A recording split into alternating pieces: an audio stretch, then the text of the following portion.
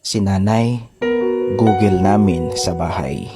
Kasi lahat ng di namin makita ay nakikita niya.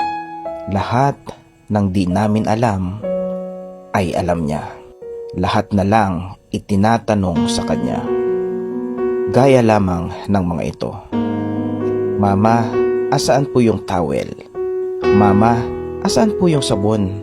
Mama, asaan po yung uniforme ko? Ilan lang yan sa mga hinahanap sa kanya na akala ng mga anak, mga bisita sila na hanggang ngayon ay baguhan sila sa bahay at hindi pa nila makabisa ang loob ng bahay nila. At kahit mga kalat, linisin at hugasin, si Nanay pa rin ang nakapapansin. Kasi paano, halos nakatutok sa cellphone screen.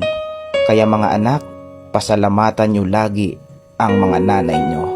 At nawa, pagtanda nila na sila naman ang searcher, finder, at kayo naman si Google, ay bigyan nyo sila ng tama at maayos na sagot. Huwag makakalimot na naging accurate sila noon sa pagbibigay sa inyo ng tugon.